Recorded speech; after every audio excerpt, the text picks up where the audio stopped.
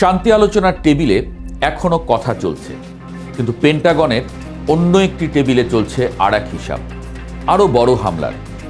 মার্কিন সেন্ট্রাল কমান্ডের প্রধান অ্যাডমিরাল ব্র্যাড কুপার ইরানের বিভিন্ন লক্ষ্যবস্তুতে স্বল্প সময়ের মধ্যে শক্তিশালী হামলার পরিকল্পনা সাজিয়ে ফেলেছেন। ট্রাম্পকে ব্রিফিং করা হবে শিগগিরই। আর ঠিক একই মুহূর্তে সেন্ট পিটার্সবার্গে ইরানের পররাষ্ট্রমন্ত্রী বসে আছেন পুতিনের সামনে। একদিকে বোমার হিসাব, অন্যদিকে কূটনীতির দাবা, মাঝখানে একটাই প্রশ্ন, ইরানের ভাগ্য আসলে কোথায় নির্ধারিত হচ্ছে?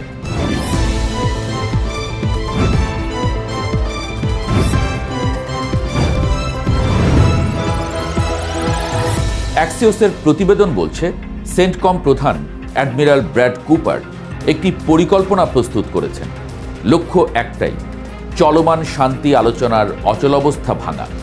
পদ্ধতি, ইরানের গুরুত্বপূর্ণ অবকাঠামোয় স্বল্প সময়ের মধ্যে শক্তিশালী হামলা। এটাই একমাত্র বিকল্প নয়। দ্বিতীয় পরিকল্পনা হল হরমুজ প্রণালীর কিছু অংশের নিয়ন্ত্রণ নেওয়া, বাণিজ্যিক জাহাজ চলাচল পুনরায় চালু করতে। প্রয়োজনে স্থলবাহিনী ব্যবহারের সম্ভাবনাও উড়িয়ে দেওয়া হচ্ছে না। ট্রাম্প এখন নৌ অবরোধকেই মূল চাপের কৌশল হিসেবে দেখছেন, কিন্তু তেহরান অবস্থান না বদলালে সামরিক পদক্ষেপের দরজা খোলাই থাকবে। আলোচনার টেবিল আর বোমার পরিকল্পনা দুটো একসঙ্গে চলছে। এটাই ওয়াশিংটনের পুরনো কৌশল, চাপ বাড়াও, সুযোগ দেখো। কিন্তু এই কৌশল এবার আগের মতো কাজ করছে না, আর সেটাই এই সংঘাতের সবচেয়ে বড় শিক্ষা। যুদ্ধ শুরুর আগে ইরান কূটনৈতিকভাবে বিচ্ছিন্ন ছিল, কোনো সামরিক জোট ছিল না, কোনো দেশ তাৎক্ষণিক সাহায্যে বাধ্য ছিল না। কিন্তু যুদ্ধ শুরু হওয়ার পরে একটা অদ্ভুত সমীকরণ তৈরি হয়েছে। যুক্তরাষ্ট্র এখন কূটনৈতিকভাবে প্রায় একা। ইউরোপের ন্যাটো মিত্ররা হরমুজ প্রণালীতে মাইন অপসারণের মতো অভিযানে অংশ নিতে অনিচ্ছুক, কারণ এই আক্রমণ তাদের সঙ্গে আলোচনা না করেই করা হয়েছিল। উপসাগরীয় অঞ্চলের মার্কিন মিত্ররাও ব্যাপক ক্ষতির শিকার। এই সংঘাত তাদের নিরাপত্তা বাড়ায়নি, বরং কমিয়েছে। চীন স্পষ্ট ভাষায় যে কোনো সামরিক পদক্ষেপের বিরোধিতা করছে। ভারত উৎসাহ দেখাচ্ছে না, কারণ এই অঞ্চলে তাদের লাখো নাগরিক কাজ করেন। রাশিয়ান ইন্টারন্যাশনাল অ্যাফেয়ার্স কাউন্সিলের পরিচালক ইভান তিমোফেভ আল জাজিরায় লিখছেন, ইরান যুদ্ধ শুরু করেছিল কূটনৈতিকভাবে একা হয়ে, কিন্তু যুক্তরাষ্ট্র ও ইসরায়েলও এখন সেই একই পরিস্থিতিতে। ওয়াশিংটনের অনেক মিত্র আছে, কিন্তু কার্যকর সমর্থন কতটুকু তা অস্পষ্ট। এটাই এই যুদ্ধের সবচেয়ে বড় কূটনৈতিক বিপর্যয়। এদিকে ঘুরছে আর এক আলাপ, মস্কো কি ইরানকে অস্ত্র দিচ্ছে? না, 2025 সালের রুশ ইরানি চুক্তি বন্ধুত্বের চুক্তি, সামরিক জোটের নয়। রাশিয়া সরাসরি সামরিক সহায়তা দেওয়ার অবস্থানে নেই, এবং সেটা যুদ্ধ শুরুর আগে থেকেই স্পষ্ট ছিল। কিন্তু রাশিয়া ইরানকে যা দিয়েছে তা অস্ত্রের চেয়ে অনেক বেশি দামি, রাজনৈতিক স্বীকৃতি আর কূটনৈতিক আশ্রয়। আরাগচির মস্কো সফর কোনো আশ্চর্যের বিষয় নয়। রাশিয়া জাতিসংঘ নিরাপত্তা পরিষদের স্থায়ী সদস্য। ইরানকে কূটনৈতিক বিচ্ছিন্নতা থেকে বের করে আনতে এই সদস্য পদের ভূমিকা অপরিসীম। মস্কো স্পষ্ট ভাষায় বলছে, যুক্তরাষ্ট্র ও ইসরায়েল ইরানের বিরুদ্ধে আগ্রাসন চালিয়েছে।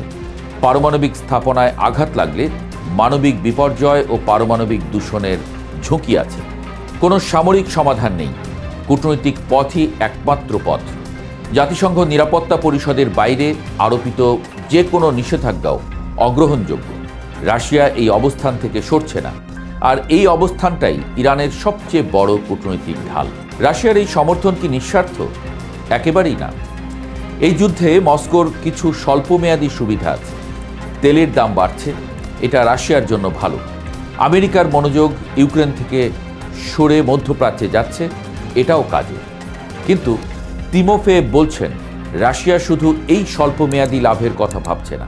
কারণ একটাই, তেলের বাজার সাময়িক ভালো থাকলেই পশ্চিমা নিষেধাজ্ঞার বিরুদ্ধে রাশিয়ার অর্থনৈতিক পুনর্গঠনের চাহিদা মেটে না। আর রাশিয়ার কোম্পানিগুলো এই অঞ্চলে সাম্প্রতিক বছরগুলোয় ব্যাপকভাবে বিস্তার ঘটিয়েছে। অঞ্চলের স্থিতিশীলতা মানে তাদেরও সরাসরি ক্ষতি। ফলে মস্কো দীর্ঘমেয়াদী স্থিতিশীলতার দিকে তাকিয়ে আছে। সংঘাত দীর্ঘায়িত হওয়া রাশিয়ার জন্য সুখকর নয়। এই যুদ্ধে আমেরিকার সামরিক শক্তি নিয়ে একটা অস্বস্তিকর সত্য সামনে এনেছে। বহু বছরের মধ্যে এই প্রথম একটি মার্কিন সামরিক অভিযান দ্রুত ও নিষ্পত্তিমূলক রাজনৈতিক ফলাফল দিতে ব্যর্থ হয়েছে। একটি বড় আঞ্চলিক শক্তির মুখোমুখি হওয়ায় মার্কিন সামরিক কাঠামোর কিছু দুর্বলতা বেরিয়ে এসেছে, বিশেষত নৌবাহিনীকে আরও শক্তিশালী করার প্রয়োজনীয়তা।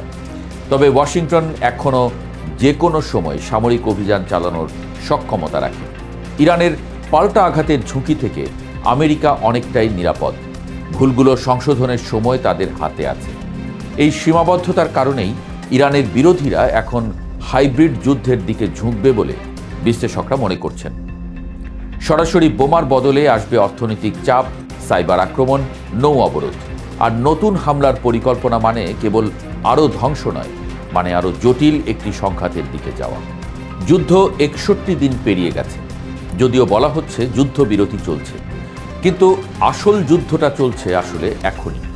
শান্তি আলোচনা আছে, অগ্রগতি নেই। হামলার পরিকল্পনা আছে, সিদ্ধান্ত নেই। রাশিয়া পাশে আছে, অস্ত্র হাতে নয়। চীন বিরোধী, মাঠে নামছে না। এই ঝুলন্ত অবস্থানটাই এখন সবচেয়ে বিপজ্জনক, কারণ অনিশ্চয়তার মধ্যে সবচেয়ে বেশি ভুল সিদ্ধান্ত হয়। আর এই মুহূর্তে একটি ভুল সিদ্ধান্তের মূল্য দিতে হতে পারে পুরো মধ্যপ্রাচ্যকে।